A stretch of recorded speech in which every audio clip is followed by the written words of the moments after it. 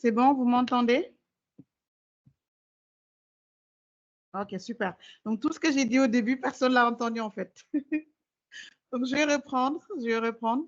Donc, comme je disais tout à l'heure, donc déjà, je vous disais merci d'être là pour ce webinaire. Je me présente, c'est Fatou Bandour, je suis la fondatrice d'Opportunités au Sénégal. Et c'est un webinaire que je tenais à animer sur ce thème-là, justement parce que je me rends compte que beaucoup de personnes ont beaucoup de difficultés avec la recherche d'emploi. Beaucoup ne comprennent pas comment ça se passe.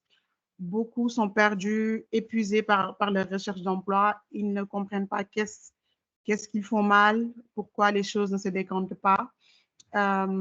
Et très souvent, ces personnes n'ont pas de réponse. Donc, je me suis dit, c'est un thème qui peut-être pourrait apporter de la valeur à beaucoup de personnes. Et j'espère que ce sera le cas de toutes les personnes qui sont présentes ce soir. Donc, comme je le disais tout à l'heure, quand mon micro était fermé, donc sans plus tarder, je vais partager mon écran pour vous partager ma présentation afin que vous puissiez vous imprégner de ce que je vous ai préparé.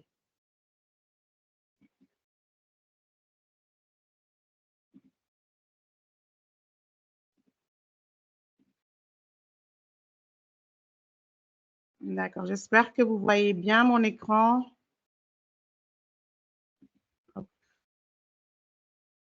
J'espère que tout le monde voit mon écran. Donc, je partage.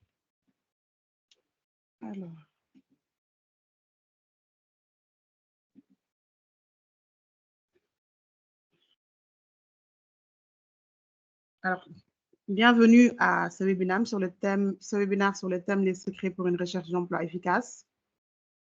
Donc, le plan du jour, c'est vraiment de vous présenter rapidement Opportunités au Sénégal et moi-même qui anime ce webinaire.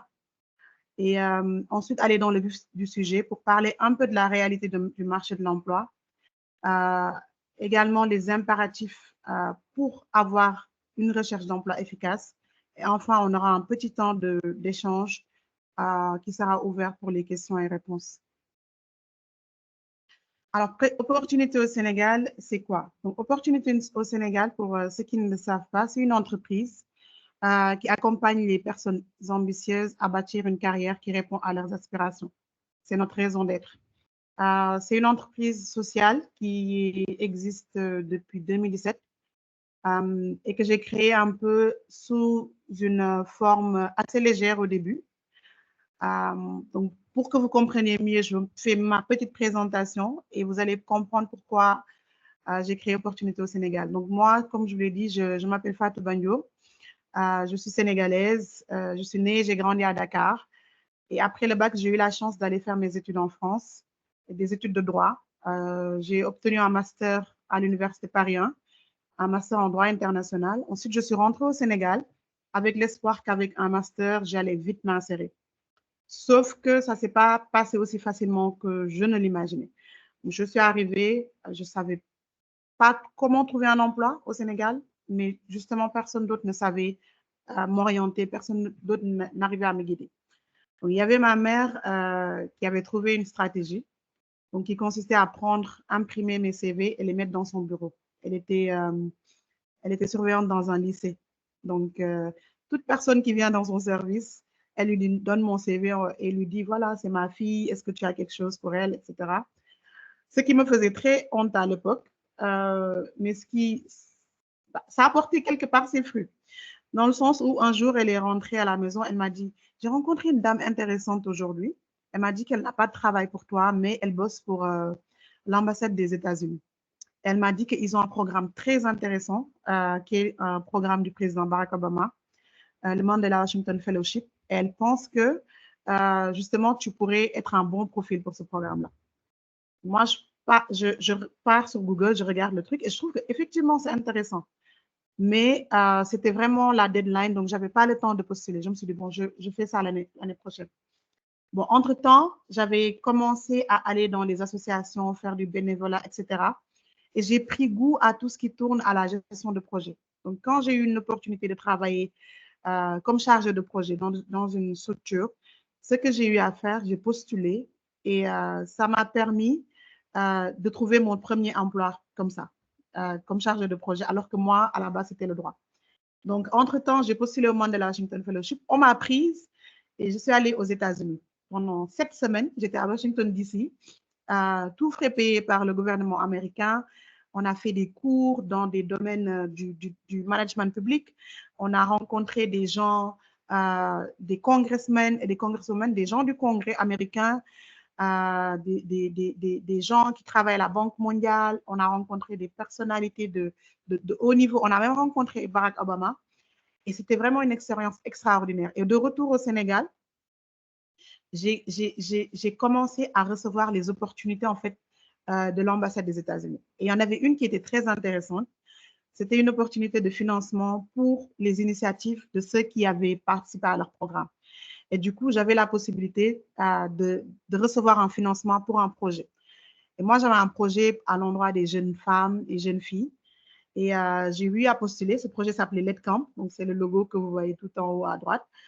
Et l'ambassade des États-Unis a financé et j'ai pu faire ce projet dans différents pays, dans différentes régions plutôt du Sénégal. Et ensuite, je me suis dit, c'est extraordinaire. Donc, il est possible de partir, de voyager, d'apprendre de nouvelles choses, de rencontrer des gens inspirants, même quand on n'a pas forcément les moyens ou les connexions pour le faire. Est-ce que c'est possible d'écrire un projet, de ne pas être une association ni rien, mais de trouver les financements pour le réaliser? Et en plus, comme j'étais dans un réseau de jeunes leaders africains, j'avais accès à des offres d'emploi dans des ONG, des organisations internationales, etc., de par le monde. Et du coup, je me suis dit, ça, toutes ces informations-là, toutes ces opportunités-là, je ne peux pas les garder pour moi. Il faut que je les partage avec le monde et surtout le Sénégalais lambda qui, comme moi, n'est pas bien connecté, n'a pas des parents haut placés, etc., etc. Et du coup, vraiment, c'est comme ça que l'opportunité au Sénégal a démarré un matin de novembre 2017. Je me suis assise, j'ai posé mon ordinateur, je suis allée sur Facebook et j'ai créé Opportunité au Sénégal. Et j'ai commencé à chercher des offres d'emploi, de bourses, de concours, tout ce que je trouvais pour partager aux gens, pour qu'eux aussi puissent vivre les mêmes expériences que j'avais eu à vivre et puissent aussi se développer et créer une vraie carrière, en fait, une carrière qui dépasse les carrières modestes auxquelles on a tendance à prétendre dans nos pays et quand on est de milieux modestes, en fait. Donc, en gros, c'est ça et ça a commencé comme ça. Et je pense que j'avais lancé ma première plateforme en 2018 et ce qui était une très belle expérience. Mais au bout de 2-3 ans, je me suis rendu compte qu'en fait, si je voulais atteindre le but que je m'étais fixé, c'est-à-dire aider des gens à bâtir une carrière professionnelle à la hauteur de leurs ambitions, il ne suffisait pas juste de leur donner l'information par rapport aux opportunités. Parce qu'il y a des gens qui sont très ambitieuses, qui sont très talentueuses, très compétentes, mais qui ont encore du mal à se vendre, à mettre le doigt sur ce qui est bien chez eux, ce qui est valorisant, ce qui est à mettre en avant et à le communiquer clairement aux recruteurs. Et moi, j'ai eu la chance, j'ai 10 ans de carrière. Je travaille actuellement comme directrice des programmes dans une structure de la place. Et j'ai eu la chance, en fait, dans toute ma carrière, de gérer des process de recrutement de bout en bout. Et j'ai eu la chance de très tôt développer ce mindset carrière et de développer des stratégies pour moi-même progresser dans ma carrière. Et c'est des choses qui ont marché. Et du coup, je me suis dit, je vais mettre ça à la disposition des personnes. Et j'ai développé, en fait, à partir de 2020, des services d'accompagnement pour aider les gens à se vendre auprès des recruteurs et vraiment, voilà, bâtir la carrière qui leur ressemble, la carrière qui va leur permettre de s'épanouir. Donc, pour en savoir plus sur Opportunité au Sénégal, vraiment, je vous invite à aller sur le site de Opportunité au Sénégal. Donc, c'est ça, www.opportunitéausénégal.sn. Voici le site, vous avez un petit aperçu là. Vous avez la rubrique accompagnement où vous allez trouver tout ce qu'on fait en termes d'offres d'accompagnement pour aider ceux qui sont en recherche d'emploi. Vous pouvez tout faire sur le site, vous pouvez même commander, payer, répondre au formulaire et je traite vos demandes et je vous envoie vos documents de candidature assez rapidement. Donc voilà, je vous laisse le temps d'aller voir tout ce qu'il y a sur le site et de l'exploiter. Donc voilà, www.opportunitéausénégal.sn pour ceux qui veulent en savoir plus. Donc, sans plus tarder, on va avancer sur la présentation. Donc, la première chose sur laquelle moi, je voulais revenir, c'était cette question de la réalité du marché de l'emploi. Donc, et là, je parle vraiment du marché de l'emploi dans sa globalité et dans sa généralité. Donc, c'est un marché qui mondialement vraiment est devenu très compétitif. Avec la croissance démographique, il y a forcément plus de personnes qui sont à la recherche d'emploi que de postes disponibles.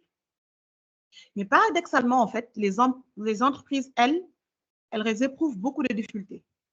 Elles ont des difficultés à recruter du personnel compétent. Et ça, je suis bien placée pour le dire. Comme je vous l'ai dit, je gère beaucoup de processus de recrutement. Il y a beaucoup de candidats, mais il y a très peu de qualité, malheureusement. Donc, c'est d'abord cette difficulté à recruter du personnel compétent. Et la seconde difficulté des entreprises, c'est la difficulté à garder les talents. Donc, alors certes, il y a une masse de demandeurs d'emploi, mais il y a vraiment une opportunité qui est là pour les gens qui sont qualifiés, qui sont compétents dans leur domaine. Il y a cette demande qui est constante, en fait, pour ce type de profil-là. Et ce qui va vous aider, en fait, c'est vraiment d'aller vers ce que le monde a à offrir. Je dis bien le monde, je ne parle pas de Sénégal, je ne parle pas de Togo, etc. Mais il y a tellement d'opportunités, il faut juste explorer ces opportunités-là. Et le monde, en ce moment, regorge d'opportunités. Et surtout, une fois qu'on sait ce qu'il y a, la seconde étape, c'est vraiment de réussir cette étape cruciale de la recherche d'emploi. Ce qu'on remarque par rapport à la recherche d'emploi, moi en tout cas de mon expérience et avec les personnes que j'accompagne, je vois que deux problèmes se posent. Le premier problème, c'est que la plupart des gens ne comprennent pas les rouages de la recherche d'emploi, comme je l'ai dit dans mon introduction. Le second problème qui se pose, c'est que la plupart des gens ont du mal à identifier leurs points forts et à se vendre et défendre leur candidature. À travers ce webinaire, nous, on va adresser un de ces deux problèmes, le fait que les gens ne comprennent pas les rouages. Et moi, ce que j'espère, c'est qu'au sortir de ce webinaire, vous aurez compris ce qu'il y a à comprendre, en fait, derrière ce terme de recherche d'emploi. Donc, tout d'abord, ce que moi, je vise aujourd'hui à travers mes conseils, c'est de vous aider à avoir une recherche efficace. Une recherche efficace, dans ma définition, c'est une recherche qui se solde par une proposition d'embauche qui vous convient. C'est très important. Il faut que l'offre qu'on vous fait vous convienne parce que sinon, vous allez très vite vous retrouver encore sur le marché de l'emploi. Et il faut que l'offre se fasse dans un délai qui n'est pas trop long. D'accord?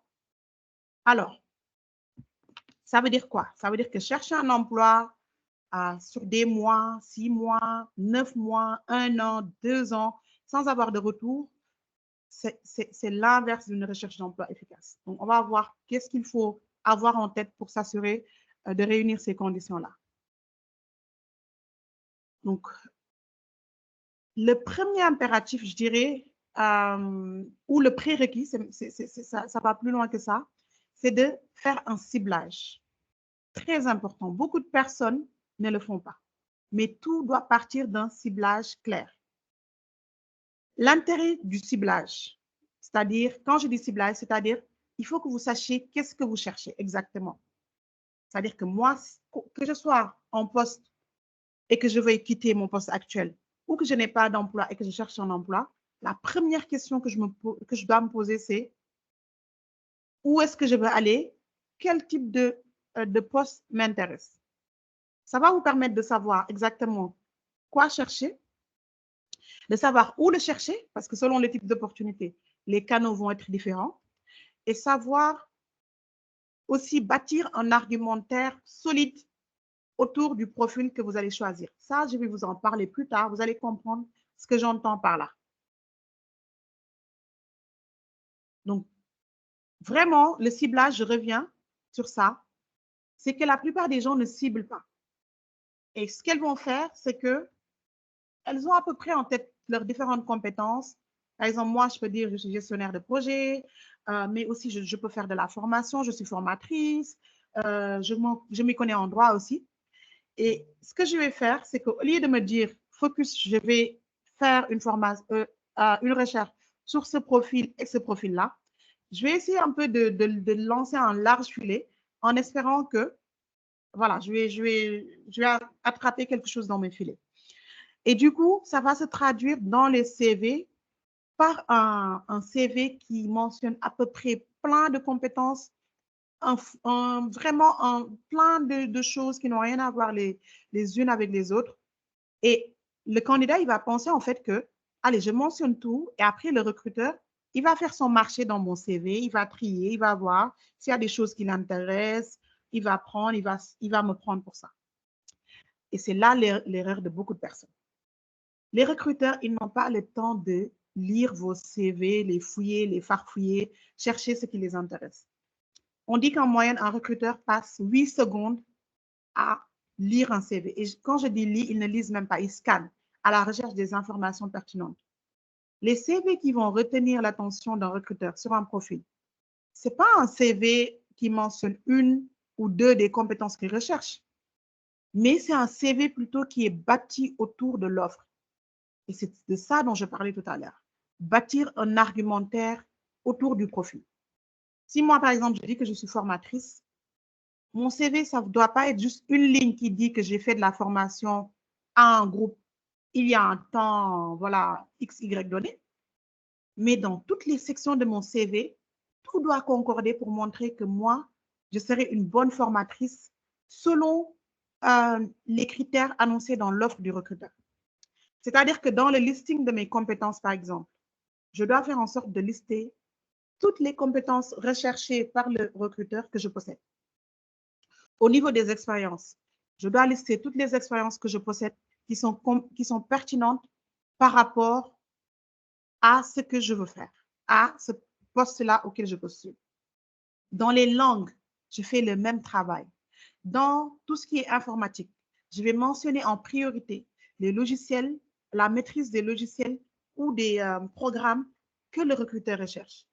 Donc, un CV solide, ce n'est pas un CV qui coche une ou deux cases, mais c'est un CV qu'on construit en fait autour de l'offre pour bien faire ressortir que j'ai tout ce qu'il vous faut. J'ai ça, ça, ça et ça. D'accord? Donc, c'est tellement important de cibler parce que ça va vous permettre de bien bâtir votre CV pour qu'il soit pointu. D'accord? Ça, c'est la première chose. Ciblage hyper important. Retenez ça. Deuxième chose, c'est que beaucoup de gens aiment dire je cherche un emploi, que ces personnes soit en poste ou pas, mais en fait, elles ne cherchent pas activement. Et le secret pour trouver un emploi, c'est de chercher activement. D'accord? Donc, ça veut dire quoi? Ça veut dire que ne pas chercher du tout. Donc, se dire dans sa tête, ouais, j'aimerais bien trouver quelque chose d'autre. Ou se dire dans sa tête, je suis au chômage, il faut que je trouve quelque chose. Ça ne suffit pas. De la même manière, aller de temps à autre chercher une offre d'emploi, ça ne suffit pas. Il faut que la recherche soit active. Donc, qu'est-ce que j'entends par recherche active? C'est que vous devez aller sur les sites. D'abord, c'est plusieurs choses. La première chose, c'est les sites d'emploi. Vous devez aller sur les sites qui postent des emplois chaque jour, au moins du lundi au vendredi, et au moins entre 20 minutes et 1 heure de temps. D'accord? Pour moi, tu ne peux pas dire que je cherche activement si tu ne pars jamais voir quelles sont les offres qui sont disponibles sur le marché. Ce que beaucoup de personnes ne font pas, c'est qu'elles ne vont pas sur Internet chercher de l'emploi. Là, je vous recommande mon site parce que c'est mon site, mais il y a plein de sites en fait qui sont là et qui ne font que ça, publier des offres d'emploi. Pour moi, si je dis que je cherche un emploi et que je suis sérieuse dans ma recherche, chaque matin, je dois aller sur mon navigateur, taper l'adresse de Opportunité au Sénégal, venir dans Opportunité et regarder pour faire parcourir qu'est-ce qu'il y a en fait qui pourrait me correspondre. Et juste petite parenthèse, si vous êtes inscrit et connecté, vous allez avoir accès à un filtre qui vous permettra de mettre juste vos critères et de ne pas passer plus de 5 minutes à parcourir les pages Vous aurez juste tout ce dont vous avez besoin, tout ce qui correspond à votre recherche directement sous les yeux. Donc, ce que je dis, c'est très important. Et ne vous limitez pas à un seul site. Pour moi, vous devez avoir chaque jour 3 à 10 sites où vous allez chaque matin voir est-ce qu'il y a quelque chose de nouveau qui puisse me correspondre. Donc, recherche active, premier outil, c'est les sites qui publient des offres d'emploi. Deuxième outil pour dire qu'on cherche activement, c'est que vous devez communiquer votre recherche aux gens. Dites aux gens que vous cherchez un emploi et dites-leur ce que vous cherchez. La plupart des gens ont presque honte, je ne sais pas quel autre mot utiliser, de divulguer le fait qu'ils sont en recherche, qu'ils sont en demande, qu'ils ont besoin d'être recrutés. Sauf que le problème, c'est que si vous ne dites pas aux gens que vous cherchez un emploi, ils ne vont pas penser à vous quand ils vont voir un emploi qui vous correspond. Sachant que maintenant, de plus en plus, comme je vous l'ai dit, les gens ont du mal à trouver des personnes compétentes. Les gens ont du mal à trouver des personnes qui leur donnent satisfaction. Donc, de plus en plus, les employeurs, ils ont recours à la recommandation. Ça veut dire quoi? C'est qu'un employeur, pour ne pas prendre trop de risques, de prendre quelqu'un qui a un joli CV, tout ça, mais qu'une fois sur place, n'est pas du tout compétente, ou quelqu'un qui arrive, mais est paresseuse, même si elle avait les compétences, elle ne veut pas travailler, quelqu'un qui a un comportement qui n'est pas positif envers son manager ou ses collègues, etc. Toutes ces mauvaises expériences ont fait que les gens, de plus en plus, ils cherchent à avoir une recommandation. Ils veulent être sûrs, ils ne veulent plus faire d'erreur. Donc, si les gens vous connaissent et savent que vous cherchez un emploi, ben, vous aurez de la chance que quelqu'un puisse entendre ou qu'on lui demande, voilà, est-ce que tu connais un bon chef de projet, par exemple, et qu'il ait en tête que vous êtes en recherche et que vous êtes chef de projet et qu'il puisse, voilà, faire le link. Donc, très important, une recherche active, c'est aussi une recherche qu'on divulgue. Il faut que les gens sachent que vous cherchez un emploi. Une recherche active, c'est une recherche également qui utilise les réseaux sociaux, comme LinkedIn. Moi, LinkedIn, c'est mon dada.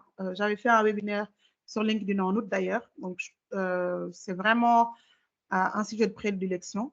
Mais il n'y a pas que LinkedIn. Le réseau social qui va vous permettre de trouver un emploi, ça peut être aussi Instagram, ça peut être TikTok. Ça dépend vraiment de votre domaine. Par exemple, si moi, je suis graphic designer, bah, peut-être que c'est à travers la publication de mes créations sur Instagram que je vais trouver une opportunité. En fait, les réseaux, ils sont là pour être utilisés d'abord pour montrer ses compétences, donc à travers le partage de ce qu'on fait ou de ce qu'on sait, pour obtenir des informations utiles, donc tout le temps être informé de ce qui se passe, les offres d'emploi. Et souvent, il y a des gens qui ne publient pas leurs offres d'emploi sur des sites, qui vont les publier directement sur leur mur au niveau des réseaux sociaux. Comme sur LinkedIn, il y en a plein qui font ça. Et enfin, ces réseaux vont vous permettre de faire des rencontres professionnelles, que ce soit des collaborations, que ce soit des rencontres où vous allez être embauché. Donc, troisième chose pour qu'on parle d'une recherche active, utiliser les réseaux sociaux. Dernier levier, je vais l'appeler comme ça, c'est que pour pouvoir vous assurer d'avoir une recherche d'emploi efficace, il faudra que vous sortiez du lot. D'accord? Ça veut dire quoi? Vous avez fait votre ciblage, vous savez quel profil vous correspond, vous faites votre recherche par rapport à ces profils, vous avez votre routine chaque matin, vous dites bien aux gens que vous cherchez un travail dans tel domaine, vous allez sur les réseaux, etc. Vous faites tout ça. Mais ensuite, il faut vraiment, pour remporter le Graal, sortir du lot. Pourquoi? Parce que c'est devenu très, très compétitif. Il ne suffit pas d'avoir un diplôme pour avoir un emploi. Donc, pour sortir du lot, il faut d'abord se démarquer avec une candidature de qualité. Et ça passe par le fait d'avoir d'abord les compétences. Parce que si vous n'avez pas les compétences pour le poste que vous visez, vous pouvez faire ce que vous voulez, vous aurez très peu de chances d'être recruté. Sauf si c'est des recrutements un peu, voilà, légers. Mais la première condition, c'est d'avoir les compétences pour se démarquer. Si vous êtes compétent, ça va se voir, si vous savez le montrer. Et c'est justement le deuxième point. D'abord, vous avez les compétences. La deuxième chose qu'il faut faire, c'est pouvoir le démontrer dans les documents. C'est un enjeu crucial.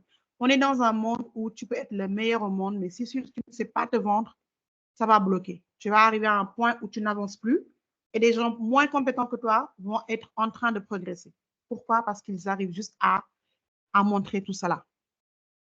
Enfin, dans ce que vous faites, que ce soit dans les documents, que ce soit dans vos échanges avec les recruteurs, les collègues, euh, les potentiels partenaires, il faut toujours veiller à faire dans la qualité, être soigné. Donc, quand on envoie un mail ou des documents, qu'on veille à ne pas faire de fautes, qu'on veille à ne pas être trop négligent dans sa tenue dans un entretien, qu'on veille à ne pas être négligent dans la façon d'aborder les gens, etc., etc.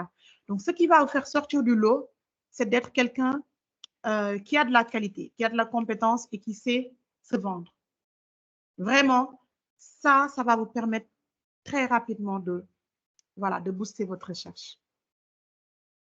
Et enfin, il faut être préparé. C'est une aventure dans laquelle on se lance avec tous les bagages. Et tout le temps, il faut rajouter des bagages. Il faut faire des recherches dans son domaine. Quelles sont les compétences les plus prisées? C'est quoi les nouvelles tendances? Quelles sont les entreprises qui recrutent? Quand vous avez un entretien ou quand vous postulez dans une entreprise, d'abord faire ces recherches. C'est quoi cette entreprise? Qu'est-ce qu'elles font? En quoi est-ce que ce qu'ils font et mon profil et mes valeurs collent? Est-ce que le milieu de travail, les perspectives, le salaire dans cette entreprise me correspondent, etc., etc. Donc, c'est aussi vraiment être préparé, maîtriser un peu ce qu'il y a à maîtriser par rapport à tout ce qui entoure la recherche. Vraiment, je m'en arrête à ces 3 impératifs-là, mais ce qui va être très important que vous gardiez à l'esprit, c'est que dans la recherche d'emploi, le préalable, c'est d'avoir un mental positif. Il y a des gens qui ne trouvent pas d'emploi, tout simplement parce que le mental, au départ, il n'est pas bon. Ils pensent que il faut avoir le bras long pour trouver un emploi, ça ne sert à rien. Les postes, on les a déjà donnés aux camarades, donc il n'y a rien à trouver. Il y en a d'autres qui n'ont pas confiance en leur capacité, confiance en eux. Différents problèmes de mentalité.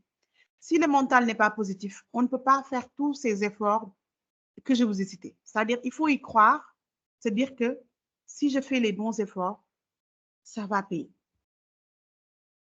Deuxième chose qui est très importante quand on cherche un emploi, c'est de pouvoir s'adapter et pouvoir se remettre en question sa démarche. Pourquoi je vous dis ça?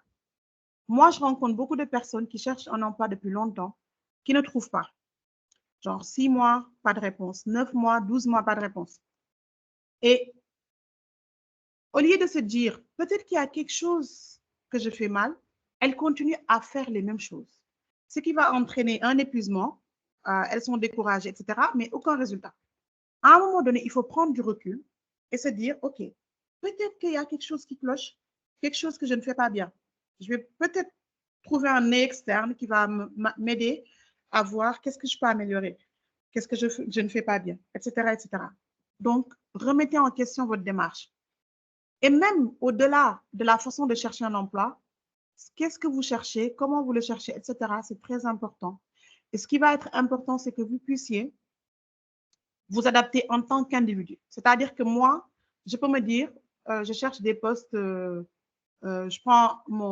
dis directrice des programmes, mon poste actuel. Je cherche un poste de directrice des programmes.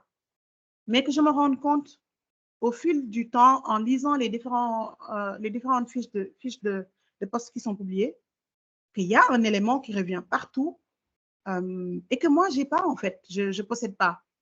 Ça peut être quelque chose qui s'acquiert avec l'expérience, mais ça peut aussi être quelque chose qui s'acquiert avec une petite formation. Bah, m'adapter, ça va signifier peut-être aller vers cette compétence-là, l'acquérir pour maximiser mes chances de trouver l'emploi que je veux. Donc, s'adapter, ça va être très important pour votre succès. De la même manière, je peux finir mes études et postuler. À un moment donné, je me rends compte en fait qu'il n'y a pas de débouché dans mon domaine d'études. M'adapter, ça va être aussi être prête peut-être à renoncer à mon domaine d'études pour aller explorer d'autres domaines. C'est comme dans mon cas, moi j'ai fait du droit, mais ma carrière, je l'ai fait dans la gestion de projet. Donc s'adapter aussi, ça va être très important pour pouvoir réussir. Et enfin, ce que je conseille, c'est de savoir gérer son énergie.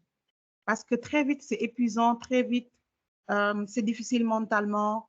Et souvent, ce qui fatigue les gens, c'est qu'ils postulent à tout va, ils ne font pas de ciblage, ils postulent à tout, à rien.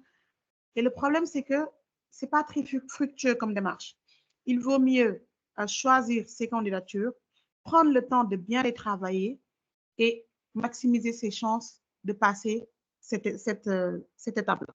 D'accord? Donc, gérer son énergie, c'est quelque chose qui est hyper important dans ce genre d'aventure-là. Alors, j'en arrive à la fin de ma présentation. Donc, comme je vous l'ai dit au début, moi, ce que je remarque dans cette histoire d'efficacité, c'était deux problèmes. Hein. Donc, le premier, je vous l'ai dit, c'est que la plupart des gens ne comprennent pas les rouages ou les impératifs de la recherche. Et j'espère qu'à travers cette petite présentation, j'ai pu vous aider à mieux comprendre et vous aider peut-être à réaliser quelques déficits dans votre démarche ou les démarches que vous avez eu à avoir. Et le second problème, ce qui est que la plupart des gens ont du mal à identifier leurs points forts et à se vendre ou défendre leur candidature, bah, c'est un problème que je vous invite, si vous l'avez, à visiter le site d'opportunité au Sénégal, voir nos accompagnements ou m'écrire, vous rapprocher de moi pour voir comment travailler sur ça individuellement parce que chaque cas est unique, chaque problème est unique. Et moi, ce que j'espère depuis quelques années, et je pense voilà, avoir bien réussi, c'est d'avoir pu trouver des offres qui puissent vraiment répondre à cette problématique de la vente ou de la valorisation des candidats. Donc, merci beaucoup. C'était la fin de ma présentation. Donc, comme je vous l'ai dit, il va être important maintenant de prendre le temps, de prendre quelques questions. Donc, s'il y a des choses sur lesquelles vous voulez que je revienne ou des choses que je n'ai pas abordées, mais que vous pensez vouloir entendre par rapport à un complément sur la recherche d'emploi, n'hésitez pas. Sans plus tarder, j'arrête le partage et je reviens avec vous.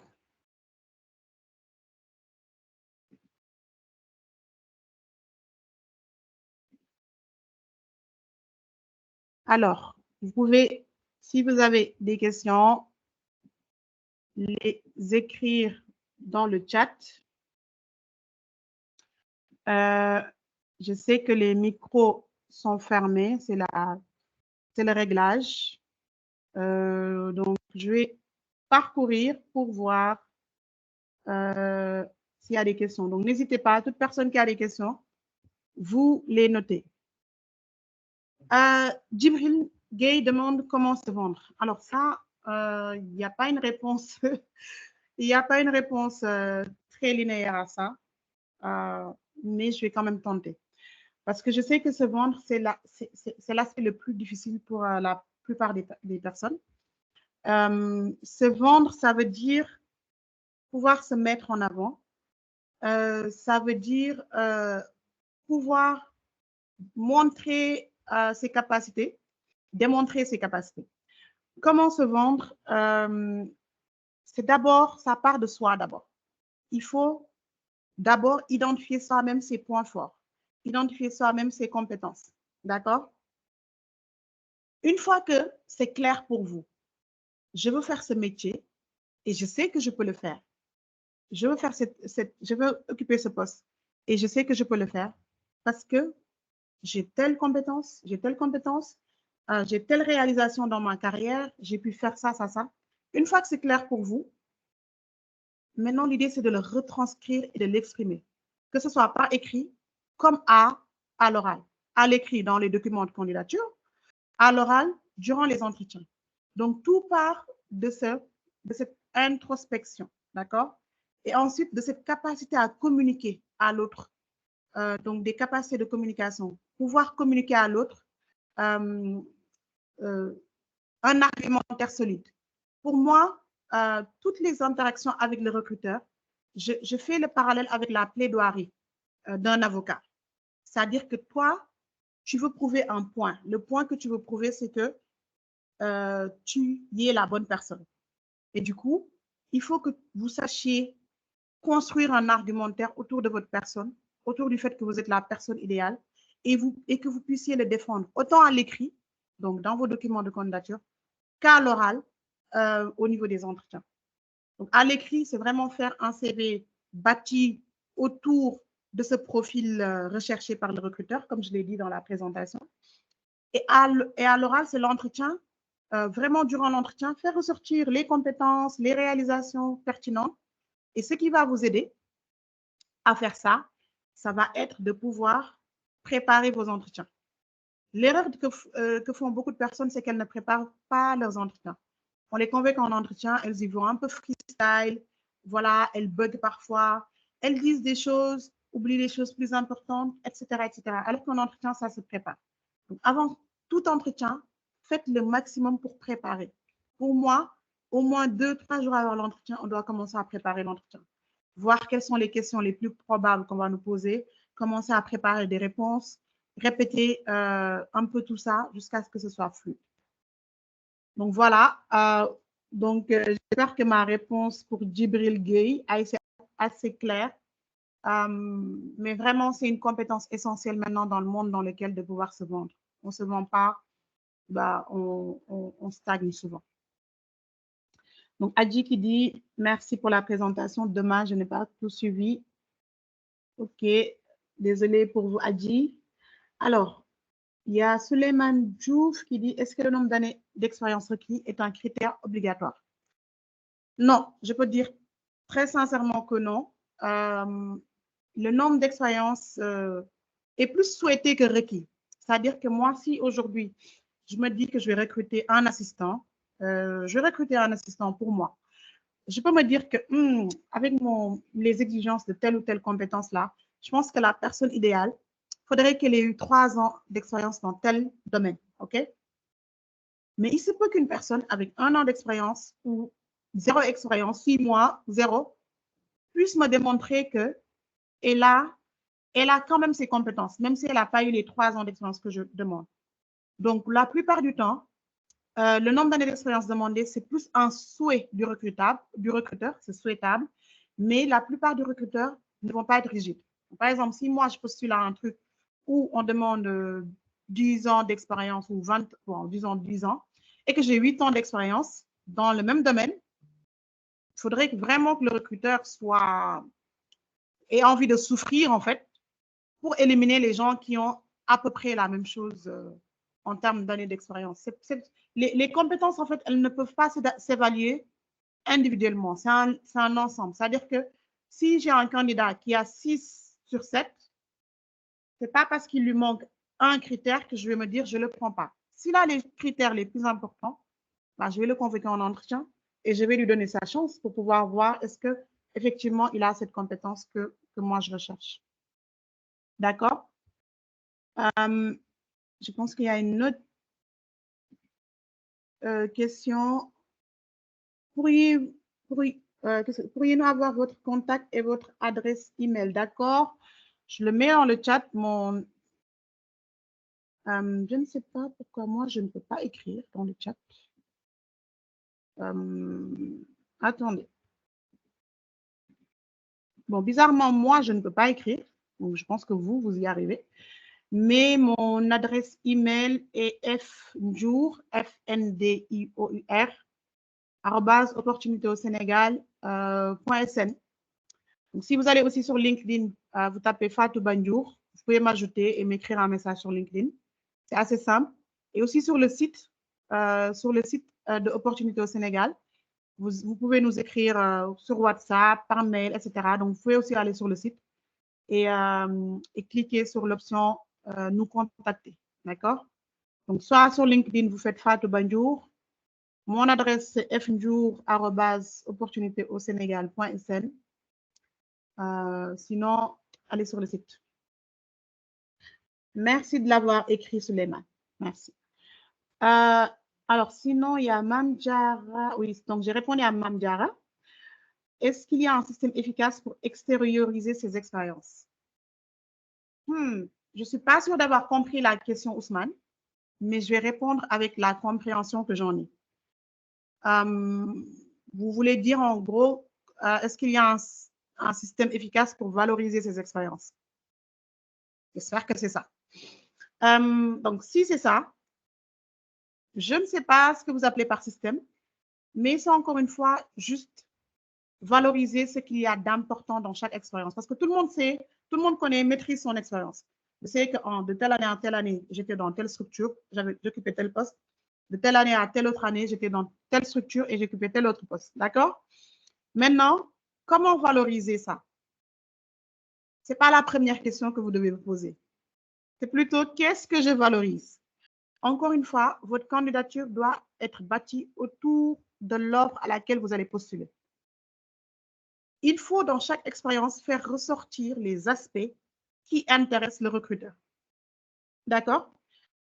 Si le recruteur dit, par exemple, je ne sais pas quel job prendre, je vais prendre comptable, parce que j'aime bien les comptables, et que le recruteur, il dise dans son offre qu'il a besoin d'un comptable qui a de l'expérience sur tout ce qui est gestion de subventions, de bailleurs, suivi, voilà, je donne un exemple, Farfouille, suivi de subventions de bailleurs. Et que moi, j'ai 4 expériences et que dans l'une de mes expériences, justement, j'ai eu cette expérience-là. Il va être très important de valoriser ça, de le faire ressortir clairement dans le CV. C'est-à-dire que le recruteur, je peux lui citer tout ce que j'ai fait. Si je ne cite pas ça en premier, c'est-à-dire en ordre prioritaire, pour qu'il le voit rapidement, ou que je ne le cite pas du tout, bah, je ne vais pas le convaincre peut-être de me prendre. Donc, extérioriser ses expériences, c'est juste se poser et se dire, voilà, donc lui, il cherche l'expérience A, B, C, D, E. Dans mon premier emploi, j'ai eu l'expérience A, B, C, donc je vais bien les mentionner. Dans mon second emploi, j'ai eu B, E, je mentionne ça en priorité. Donc vraiment, c'est ça le jeu. Identifier ce que le recruteur recherche et le mettre, le valoriser en priorité. J'espère avoir répondu à votre question, Ousmane. S'il y a d'autres questions, n'hésitez pas, on a encore quelques minutes. Alors, il y a Momar qui dit, bonsoir, comment faire pour candidater dans son domaine de formation, étant donné qu'on n'a pas d'expérience et qu'aussi on travaille dans un autre domaine. Donc, si je comprends bien, il y a le domaine dans lequel vous êtes diplômé, mais dans lequel vous n'avez jamais travaillé. Par contre, vous êtes inséré dans un autre domaine, d'accord? Et là, peut-être vous souhaiteriez retourner dans votre domaine, mais vous ne savez pas quoi valoriser. Bon, déjà, ce que vous avez à valoriser, la première chose, c'est votre formation. La plupart des gens, j'ai l'impression, ils ne mesurent pas l'intérêt d'une formation ou c'est quoi une formation. Tu vas avoir des gens qui te disent, oui, mais moi, j'ai jamais travaillé, j'ai fait que de la théorie, j'ai que la licence, j'ai que le master. Bah, normalement, ce que vous apprenez durant vos formations, en licence ou en master, bah, c'est de là que vous avez acquis vos compétences. C'est-à-dire que tout ce que vous avez appris, c'est des compétences. Ce n'est pas juste du savoir. C'est des compétences. D'accord? Par exemple, si je fais un master en mathématiques appliquées, bah, je peux dire que je suis compétente en mathématiques. D'accord? Si je fais un master en droit de la mer, je peux dire que je suis compétente en droit de la mer. Donc, si je cherche un poste dans le droit de la mer, ce que je vais valoriser en premier, c'est ma formation. D'accord? Première chose. Deuxième chose que je vais valoriser dans mon CV, même si je n'ai jamais travaillé dans mon domaine, donc d'abord la formation, c'est les compétences transversales que j'ai eu à acquérir en étant dans cet autre domaine-là, ce nouveau domaine-là qui n'a rien à voir. Parce que il ne faut pas réfléchir qu'en termes de diplôme, réfléchissez en termes de compétences. Quelles compétences j'ai, que j'ai acquis peut-être à travers mon expérience actuelle, qui vont m'être utiles ou qui sont valorisé par le recruteur sur tel poste. D'accord? Donc, ne vous dites pas, je n'ai jamais travaillé dans le domaine, je ne vais pas m'insérer.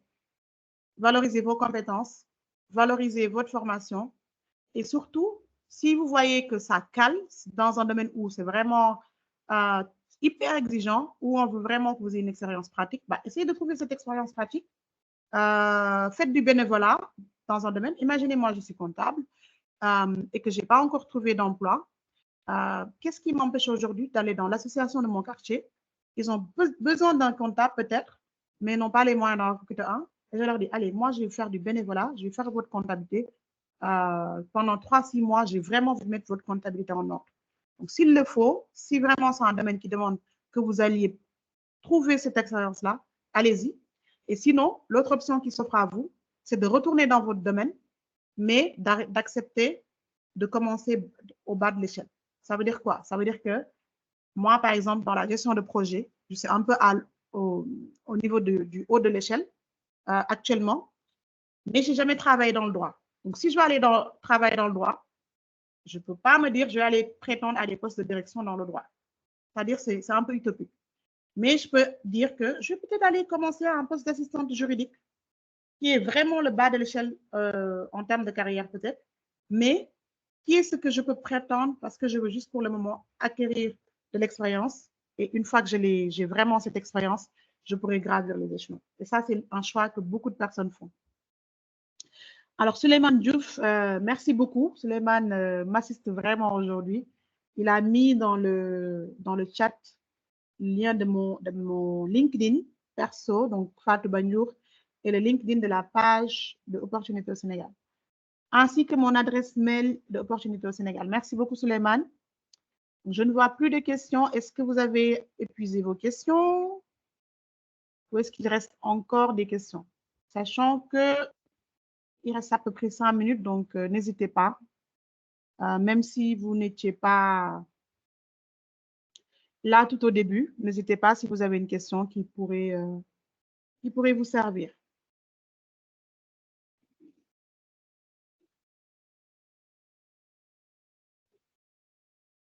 Donc, je pense que personne n'est en train d'écrire. Ah, Souleymane demande la taille d'un CV. Alors ça, il n'y a pas de réponse universelle. Je pense que par taille, vous entendez le nombre de pages. Le nombre de pages d'un CV, vraiment, ça dépend de votre expérience. Ça dépend du type de CV que vous faites. Imaginez, moi, je suis enseignant-chercheur et je veux faire un CV. On me demande un CV parce que je postule dans le milieu universitaire. Si j'ai par exemple 10 ans de carrière, 15 ans de carrière et que je dois mentionner sur mon CV toutes les recherches que j'ai eu à faire, toutes les publications que j'ai eu à voir, peut-être que j'aurai un CV de 5 pages. Et ce ne sera pas plus mal, d'accord? Donc, ça dépend vraiment du contexte. Mais c'est que, en fait, le CV, il doit être un peu proportionnel à votre expérience. Si vous n'avez pas d'expérience et que vous me pondez des CV de 5 pages, 4 pages, je ne comprends pas. Pour moi, quand on est débutant, quand on est en milieu de carrière, une page ou deux, normalement, vous devez tout faire rentrer. D'accord? Donc, il n'y a pas de logique. Le CV peut faire 3 pages, mais vraiment, essayez d'avoir un CV qui soit proportionnel à votre nombre d'années d'expérience. Momar me demande, est-ce que vous êtes dans l'accompagnement et le développement personnel? Alors oui, je suis dans l'accompagnement. Comme je le disais au début, vraiment la raison d'être d'Opportunité Sénégal, c'est vraiment d'accompagner des personnes ambitieuses à bâtir la carrière qui répond à leurs aspirations, Et du coup, j'ai développé des services carrières que vous pouvez encore une fois découvrir sur opportunitéausénégal.sn. Et depuis 2020, j'ai accompagné plusieurs personnes à trouver de meilleurs emplois et surtout à reprendre confiance en elles, à redécouvrir leurs valeurs et à pouvoir la communiquer clairement aux recruteurs. Un CV peut avoir un titre ou on met un CV tout simplement. Un CV peut avoir un titre. Je recommande d'avoir un titre sur le CV. Le titre du CV ne doit pas être CV par contre. Le titre du CV, idéalement, c'est la fonction que vous visez. D'accord? Donc, si moi, je cherche un job d'expert comptable et que je suis expert comptable, bah, ce serait bien que je mette comme titre de CV expert comptable. Ça donne déjà tout de suite le ton de mon profil. Je pense que j'ai raté quelque chose. Pouvez-vous revenir sur les couleurs? Je ne me souviens pas avoir parlé de couleurs. Donc, si vous pouvez être plus précis, Ousmane, je ne suis pas sûre de ce que c'est. Mme Diarra demande, aviez-vous des offres d'emploi souvent? Je suis en recherche active et aimerais obtenir un nouvel emploi d'ici un mois. Merci. Oui, chaque jour, on publie une dizaine d'offres d'emploi sur le site d'Opportunités au Sénégal. Donc, oui, on a souvent des offres d'emploi. Comme je vous l'ai dit, ayez au moins 2-3 sites où chaque matin, vous y allez. Plus vous avez de sites, mieux c'est. Vous allez y chercher. J'espère pour vous que vous allez trouver un emploi d'ici un mois. C'est tout le mal que je vous souhaite. Après, ne vous mettez pas trop de pression, genre dans un mois, dans 2 semaines, dans deux mois. L'idéal, c'est que ce soit assez court. Assez court, c'est entre, allez, une recherche qui est entre un mois et 6 mois, tu vois, l'idéal. Sauf que ne vous mettez pas une grosse pression au début. Au lieu de vous dire, je veux trouver un emploi dans un mois maximum, dites-vous, je veux obtenir un emploi au plus vite. Et que pour cela, je vais mettre en place une stratégie où je vais suivre une stratégie d'efficacité qui va me permettre très rapidement de pouvoir m'insérer. Voilà, Mme Diarra. Quand on nous demande notre prétention salariale. Donc, Djibril demande, qu'est-ce qu'on dit? Quand on vous demande votre prétention salariale, je veux que vous soyez le plus concis, le plus clair possible. N'essayez pas d'être là à faire des vagues, oui, vous savez, au vu de mon nombre d'années d'expérience et de ce que ce poste demande, patati patata. Soyez le plus clair, le plus concis possible. Plus vous hésitez, moins vous paraissez avoir confiance en vous et dans la demande que vous faites. Très simplement, ma prétention salariale pour ce poste est comprise, si vous voulez, vous faites une marge, est comprise entre 450 et 500 000 francs CFA net pour ce poste. Point. Sinon, ma prétention salariale pour ce poste est de 600 000 francs net pour ce poste. Faites une phrase, faites-la la plus courte possible. Soyez préparé à cette question. Arrêtez d'être gêné quand vous posez des questions par rapport à votre prétention salariale. Vous devez pouvoir répondre à cette question. C'est le but du jeu. Donc, voilà, je pense qu'on arrive au terme du webinaire. Je ne vois plus de questions. Donc, je considère que j'ai épuisé vos questions. J'espère vraiment que j'ai pu, à travers la présentation, à travers les questions-réponses, apporter de la valeur aux uns et aux autres, que peut-être des choses se sont décantées, peut-être que vous avez les idées plus claires par rapport à certaines choses, peut-être que vous avez remis en question certaines choses. Et vraiment, encourager tout le monde. C'est pas facile de chercher un emploi, mais la réalité, c'est que si on ne fait rien, on n'obtient rien. Donc, vraiment, ne vous découragez pas. Ne vous découragez pas. Soyez persévérants et mettez toutes les chances de votre côté. Vraiment, allez-y à fond et ne vous découragez pas. Je vous remercie tous. Bon, je vois une dernière question qui me demande si j'ai un bureau. Non, tout se fait à distance, en virtuel. Donc, allez sur le site, contactez-moi directement et on pourra échanger, quel que soit le service qui vous intéresse. Donc voilà, merci beaucoup Ousmane, merci à tout le monde pour vos gentils commentaires. J'espère que c'était très utile à chacun et à une prochaine fois. Merci. Merci beaucoup Fatou Kinessao, merci beaucoup. Merci à tous pour vos commentaires. Merci Aïda. Merci Suleiman, qui a été mon assistant durant le call. Merci beaucoup. Merci beaucoup à toutes et à tous. Merci, merci vraiment à tous. Ça fait plaisir. Merci Mme Diarra, merci Fatou. Merci à tous ceux qui laissent des commentaires. Bonne fin de soirée et à bientôt tout le monde.